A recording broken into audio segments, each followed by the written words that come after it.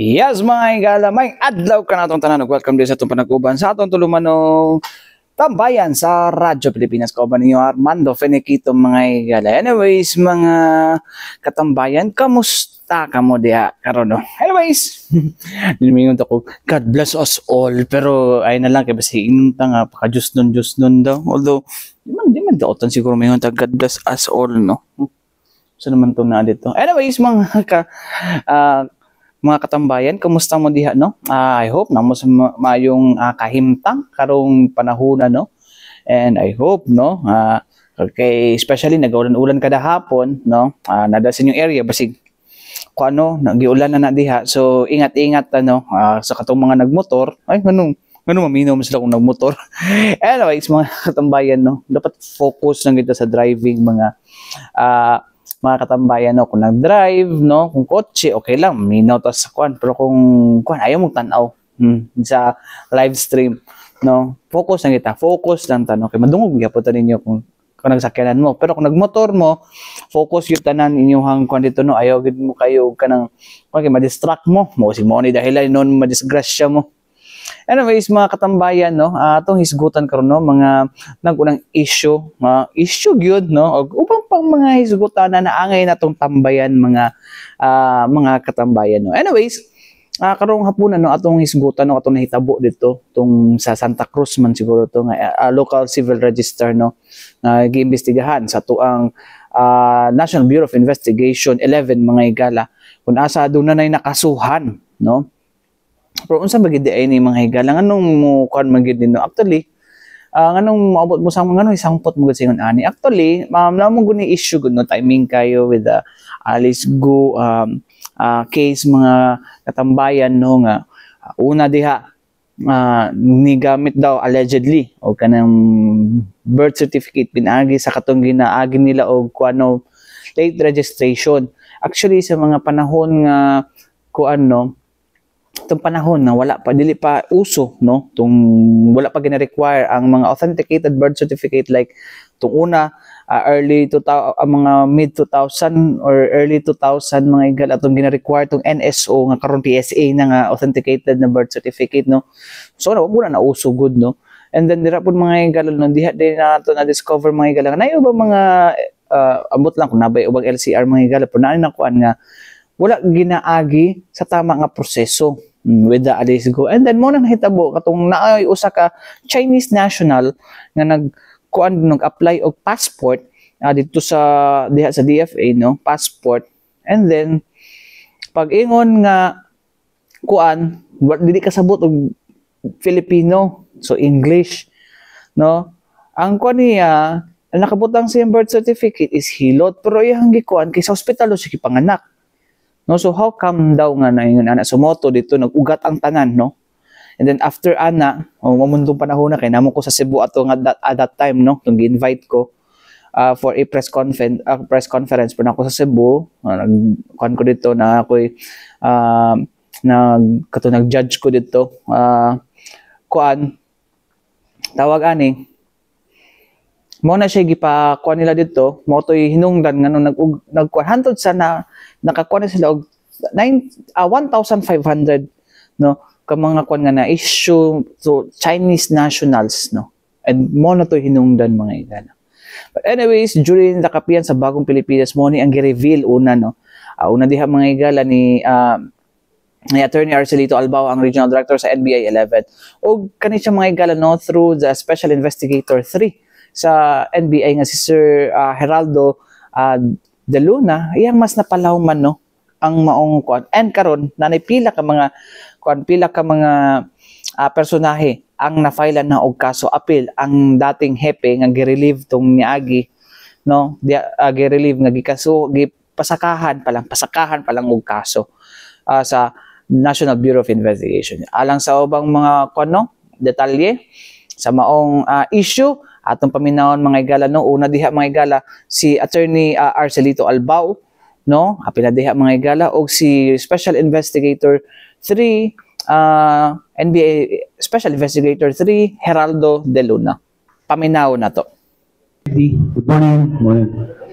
RD, ask lang po regarding sa katong sa Santa Cruz good na case, when nato to na file? Dito yung agent natin, si Agent Luna, para masagot tayo exactly, no? Kung kailan yung date and ano mga cases na pinail and sino yung mga kinasuhan. Ito yung 1,000, yung na-senate kayo, no? Yes sir, 1,500, but ang na-file natin mga more or less 60 cases pa lang. Yes. Good morning po sa lahat. Tungkol po doon sa mga iniimbestigahan ng NBI Regional Office 11 na mga spurious birth certificates na issue sa mga alleged Chinese nationals ng local civil registrar ng Santa Cruz. Kapag imbestiga po tayo initially ng 102 na birth certificates. At patuloy po ang ating coordination sa local civil registrar na Santa Cruz at saka sa PSA. Na-discover po natin as of now na meron ng mahigit na 1,500 na spurious birth certificates. Sa ngayon po ay nakapag-file na tayo ng kaso sa local civil registrar ng Santa Cruz at doon sa kanyang mga kasamahan. Nirekomenda po natin na sampahan sila ng kaso sa paglabag dito sa Law on Registry of Civil Status, sa graft in corruptions, at sa falsification of public documents. Ito naman pong mga late registrants na mga alleged Chinese nationals, nirekomenda po natin sila na isama dito sa mga kaso na ito, in addition dito sa kasong perjury. Dahil ito pong informant dito sa late registration, sila po ay under oath, kaya po nasampahan po ito. Yun na po. Armando? Ay, can you go? Follow up lang po, sir. Bakit, ano pa yung perjury yung case na file? Other than that po, sir, ano pa yung mga cases? Uulitin ko po, ang isinampo po nating kaso ay falsification of public documents, violation on law of registry of civil status, and graft in corruptions. Sinampahan po natin sila, inirekomenda po natin na sampahan ng kaso ng graft in corruptions dahil na-discover po natin na itong mga birth certificates na to ay walang kaukulang bayad sa ating local government unit ng Santa Cruz. Ito naman pong sa falsifications dahil sa kanilang policy statement dito sa kanilang application for late registrations ng birth certificates. Yung perjury is Yung pong perjury, sinampahan po natin itong informant.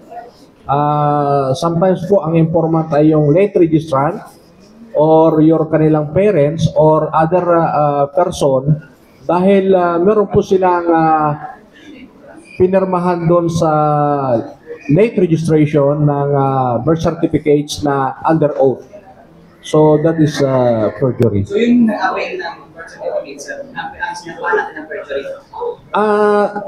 Pwede po na yung late registrant, yung nagkuha ng birth certificates. Pwede din po yung kanilang parents kung sila yung informant or other third party na informant. Base po dun sa birth certificates.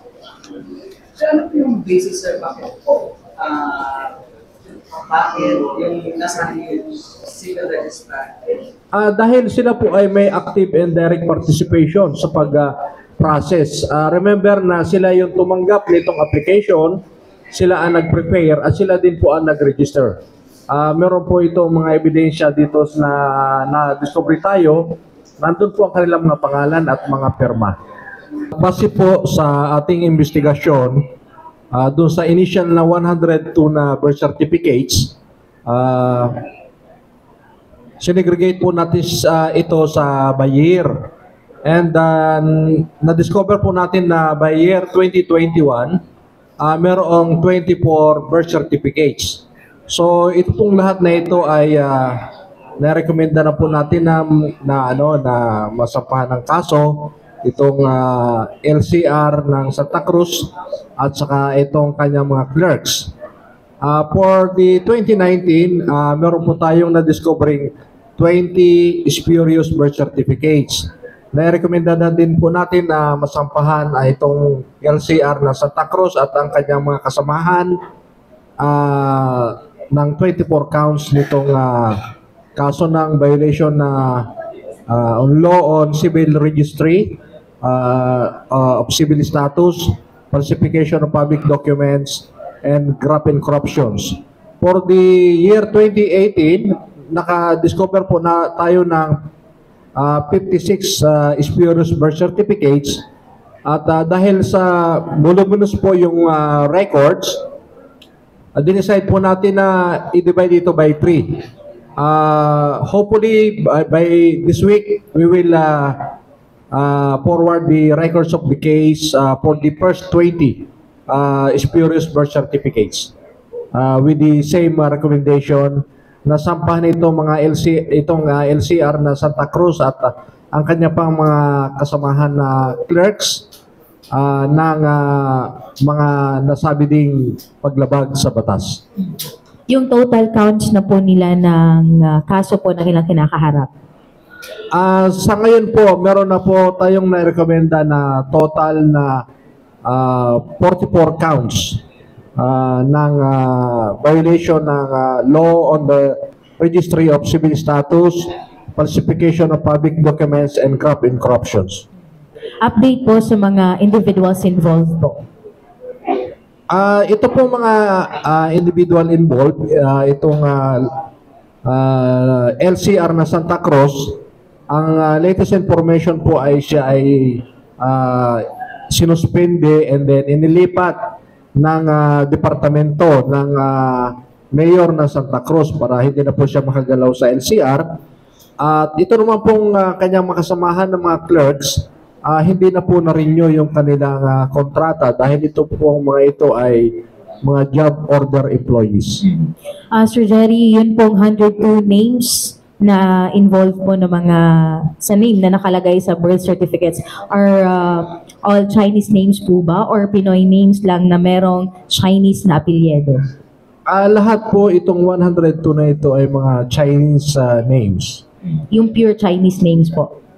Meron ding sagol na English first name. Pero usually ang kanilang surname is Chinese. Ayan. Thank you so much. Actually, yung Chinese national in the name of Q Hanlin, no? As a custody ng immigration as of this time. And nakasuhan naman siya matagal na. We're waiting also for the update of the case. Nasa prosecution's office ang kaso. But the custody of that Chinese national nasa bigutan siya as of this time sa immigration detention facility nila. Kailan lang po siya na, sir, turnover? Matagal na, I think 2 months ago. July, as what Agent De Luna said. Okay. Sir, regarding din po sa kung meron din po bang, yung mention niyo po before na mga lawyers din po na possible na inimbestigahan ninyo na alleged from Davao City and Davao del Sur. Yes, ma'am.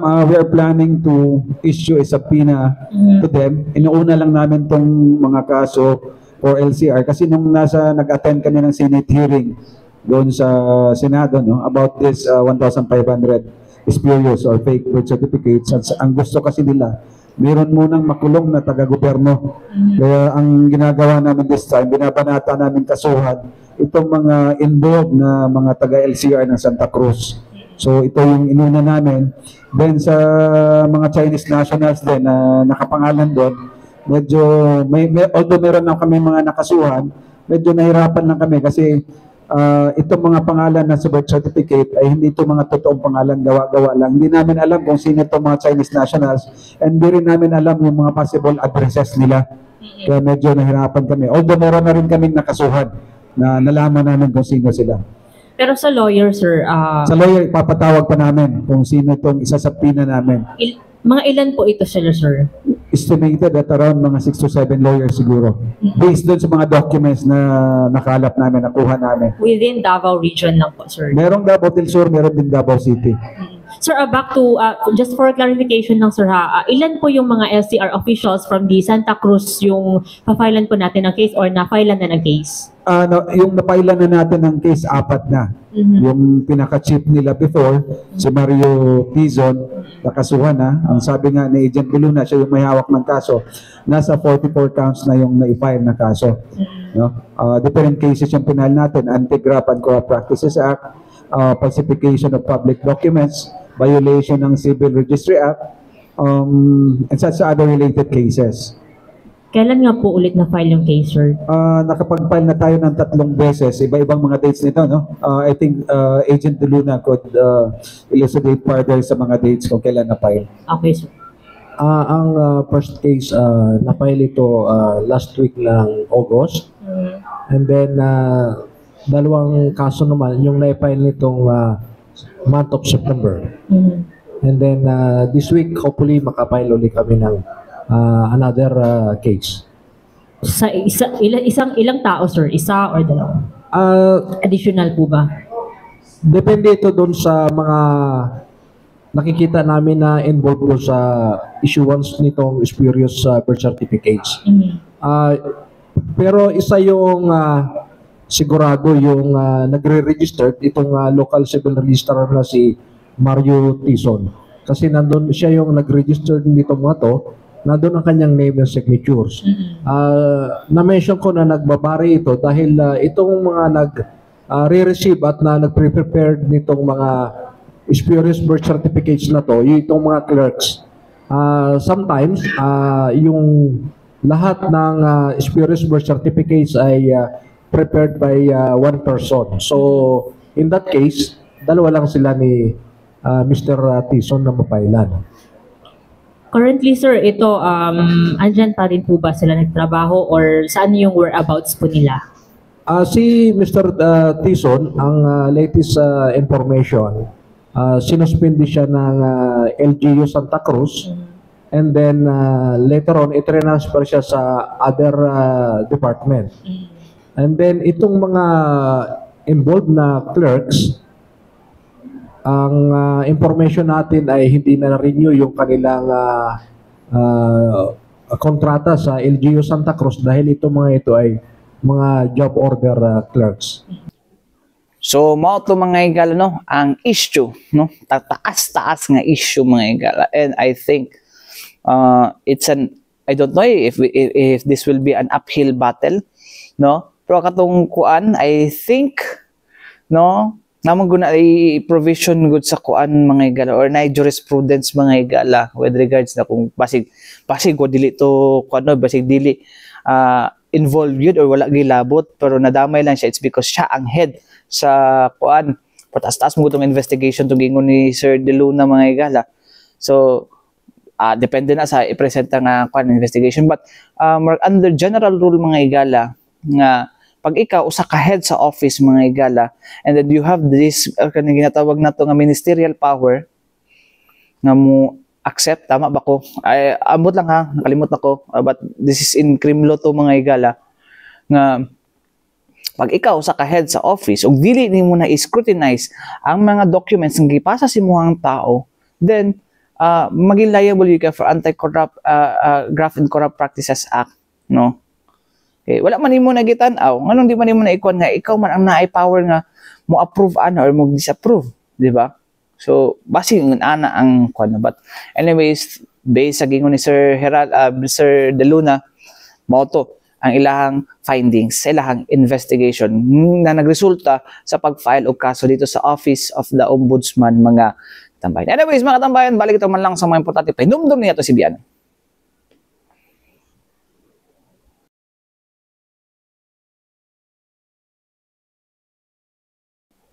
Yes, mga higala, balik kita din sa ito panaguban sa itong tulumanong Tabayan sa Radyo Pilipinas, no, kagani medyo sa bugat kay ito mga igala. Kanipod mga igala is a national issue po, no, for example, katong ano, regarding sa kanang pagdepensa nato sa West Philippine Sea mga igala. Actually, last September 27, no, itong gimbitata, no, for the for the anniversary of 39th anniversary sa Coast Guard District Southeastern Mindanao. Nakachance ta nga ma-interview ang ang commandant sa Philippine Coast Guard mga igala na si Admiral Ronnie Hill Gavan mga igala, no. Isa sa mga buutan nga official gyud sa mga igala Philippine Coast Guard, no. Admiral na pero nakipag-joke time pa sa amuaw sa kung nasa time, no. Joke na siya dito sa mga, of course, storya with the storya with the sa tawag with the media, no. Ma-close siya botan may gal. And kato may gal lang gihatagan tawag no update with regards sa mga nahitabo sa katong sa Teresa Magbanwa. Ug unsa pa ba ang pagdepensa dito sa tuwa sa pagdepensa, especially dito sa Escoda Shoal, bada sa may West Philippine Sea, no? So nana sila mga kuan, no, na mga kuan pero dili niya i-reveal. It's because of some security matters, no. Mo na ang kuan na to kay well, dili na to na dapat i-reveal jud, no, on public ang mga security measures kuan na to dira. It's because it's a kuan, no, it's an issue of internal security sa tuang tuang nasod. But anyways, no, ang atuang interview last time kay Admiral Ronnie Hill Gavan mga igala, no. Ug unsa pa ba napa-apil pa ang mga measures, no, to intensify, no, pakusgan ang presensya sa Coast Guard sa mga kabaybayonan ug kadagatan sulod sa ato ang Philippine waters mga igala. Ato paminawon mga igala, Admiral Ronnie Hill Gavan. They're okay. Naka-recover na sila.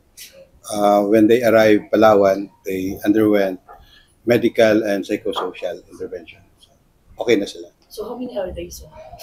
63 of them. 63. The entire crew of the ship went through the process.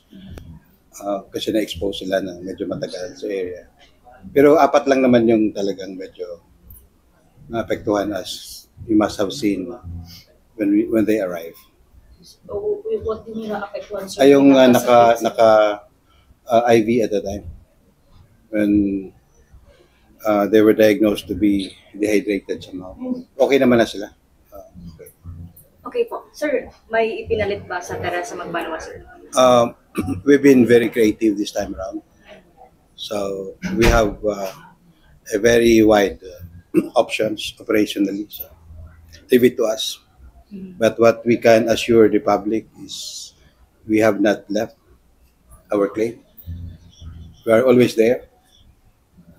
We maintain strategic presence over the area. So may bagong barko, sir? We have full range of options. I will not telegraph our actions. Pero as to our strength, sir, nadagdagan ba? Give it to us. But rest assured that we are doing everything we can to better secure this country. So there are things which are better left to operations. So when it comes to supply, sir, may mga... We have improved. We have, of course, considered the lessons of the past. This is an evolving situation. We have to adapt. We have to keep on improving our systems and procedures. We should be better every day. We should be better than yesterday. So we are moving forward consistently as we improve ourselves together with the other actors in the security sector of the country. So, are we considering aerial na resupply mission? We have full options. We have lots of options. So may mga training pa ba tayo na gagawin? Yes, the Coast Guard will maintain its expansion. This year we'll be adding 4,000 more. And next year there will be also some recruitment.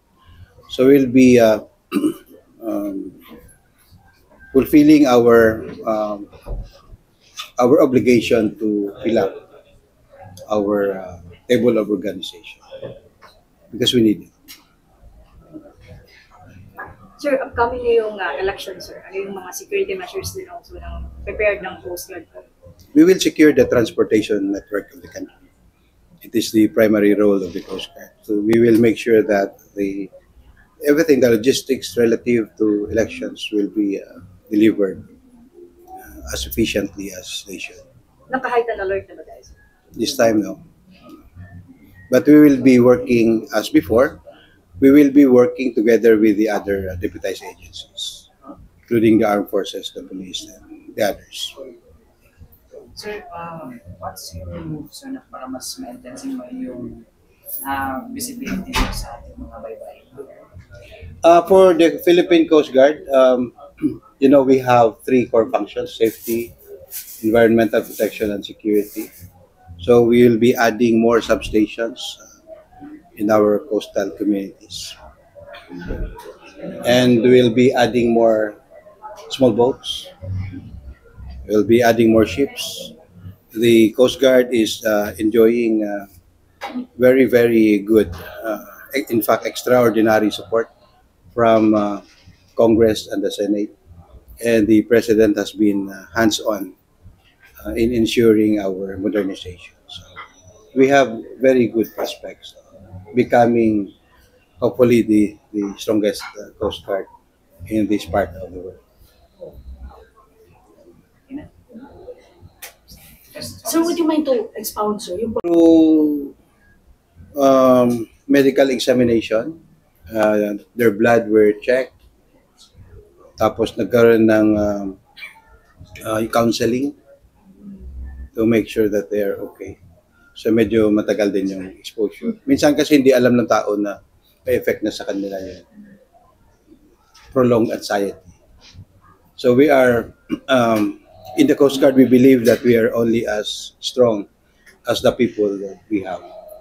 So we have to make sure that for the long haul, we should keep them healthy, we should keep them well.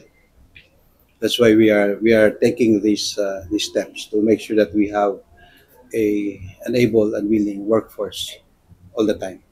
So yung mga personnel, sir, hindi mo na sila ipapadala ulit? So dito mo We have 31,000 personnel in the Coast Guard. So we're not limited to certain groups. We have full options.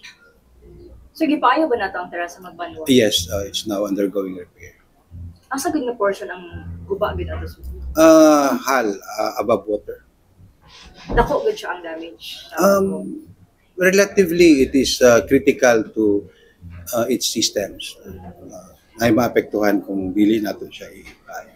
Pero ang reason, sir, is Yes, magkaguba ato. it was around How many times? 3 times.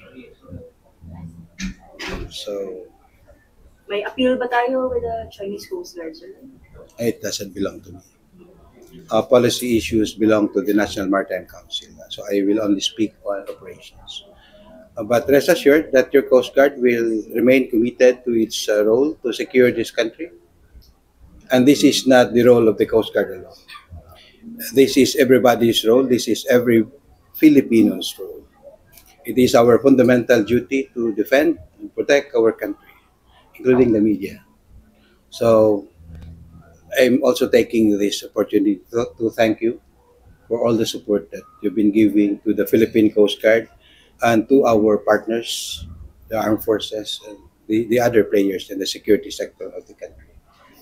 This is our common fight, and we will only be as strong as the unity we have. So, update lang, sir.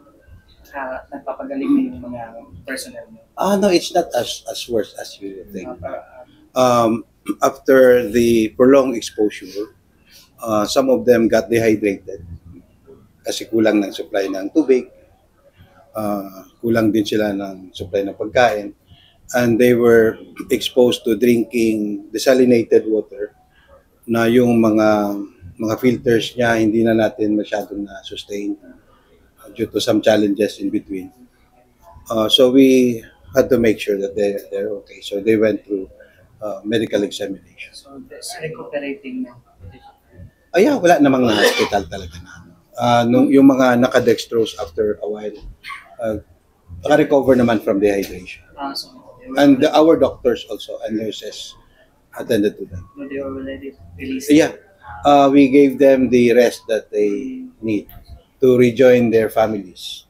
Kasi for 5 months they've been away, exposed to danger. So, paano na-address yung pagkain, tubig, ngayon? With the new batch na? We have learned from our lessons, and our approaches can be more varied than before. So we are evolving. We are adapting to the situations on the ground. So let's not fixate ourselves to the past.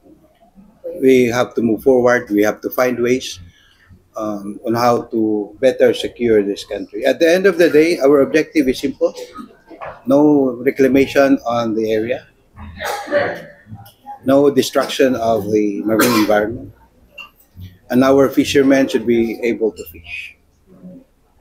The rights and obligations of the country in the United Nations Convention of the Law of the Sea must be respected, must be enforced and observed. So this will be a collective game. Again, let's not fixate ourselves to the past. We move forward, we adapt, we innovate. Let's be more creative in securing this country. What didn't work in the past shouldn't be repeated. Let's find more ways, maybe better than before. Because there should always be one better than before. So mga katambayan, no, ang pahayag ni Admiral Ronnie Hill Gavan, no, ang commandant sa Philippine Coast Guard, mga igala. Well, isa sa mga importante or integral part sa tuwang seguridad, mga igala, ang maritime security, no?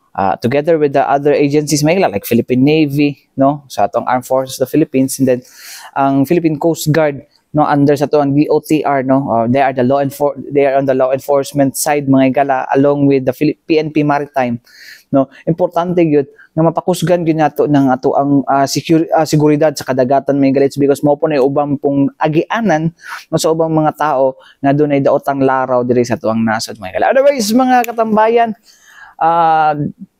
mo ka na naglangkob sa ato ang panag-uban karong adlaw, no. Anyways, mga katambayan, no, hangtod sunod puhon, no, sa ngalan sa tibuok pwersa sa DXRP Radyo Pilipinas, ako yung nakauban Armando Finiquito, alang sa tambayan sa Radyo Pilipinas. Hangtod sunod puhon, daghang salamat o mayong adlaw, amping ta kanunay, mga katambayan.